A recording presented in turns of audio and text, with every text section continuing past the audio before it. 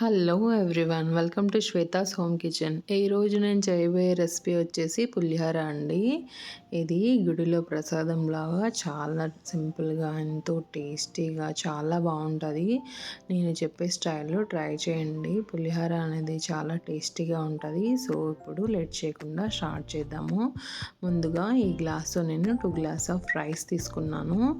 ఆ రైస్ని శుభ్రంగా కడిగేసి రైస్ వండుకుందాము.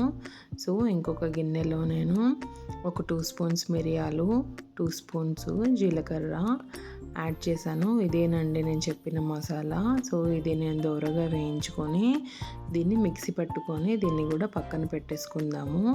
ఇప్పుడు నేను ఇంకొక గిన్నె తీసుకొని దాంట్లో 50 గ్రామ్స్ వరకు చింతపండు రసం తీసి ఆ రసాన్ని ఇక్కడ యాడ్ చేసేస్తున్నాను.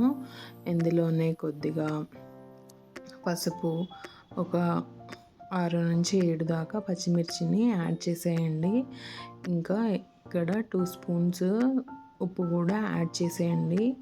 ఇది యాడ్ చేసేసిన తర్వాత మంచిగా కలుపుకొని దీన్ని ఉడకబెట్టుకోండి. సో ఈ గుజ్జు అనేది చాలా దగ్గర పడేదాకా ఒక 5 to 10 మినిట్స్ దాకా గుజ్జుని ప్రిపేర్ చేసుకోండి. సో ఇక్కడ నేను అన్నం ప్రిపేర్ చేసి పెట్టుకున్న దాన్ని ఒక పెద్ద బేషన్లోకి తీసుకొని అన్నాన్ని కొంచెం చల్లారనివ్వండి. దాని తర్వాత మనం ఆల్రెడీ ప్రిపేర్ చేసి పెట్టుకున్నాం చింతపండు రసం, ఇంకా ముందుగానే ప్రిపేర్ చేసి మిక్సీ పట్టి పెట్టుకున్న మసాలాని ఇక్కడ యాడ్ చేసి ఇక్కడ మసాలా మొత్తం అన్నంలో కలిపేటట్టు మంచిగా కలుపుకుందామండి.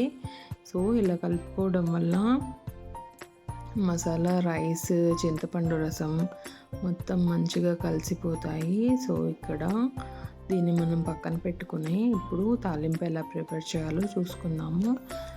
ఒక కడాయి పెట్టుకొని అందులో కొద్దిగా నూనె యాడ్ చేసి ఇక్కడ పోపుకి సంబంధించిన జీరా,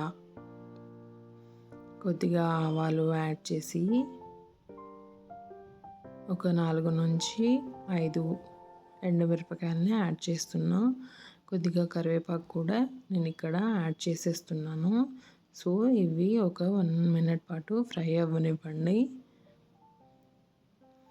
ఇలా 1 మినిట్ తర్వాత ఒక 1/2 కప్పు పల్లీలని, ఇంకా మినపప్పు, పచ్చెనపప్పుని కూడా యాడ్ చేసేయండి. ఇలా యాడ్ చేసేసి ఇక్కడ నేను ఇంగువని యాడ్ చేస్తున్నానండి. ఇంగువ అనేది మ్యాండేటరీ, కంపల్సరీ యాడ్ చేయండి. చాలా చాలా బాగుంటుంది ఇంగువ యాడ్ చేయడం వల్ల టేస్ట్.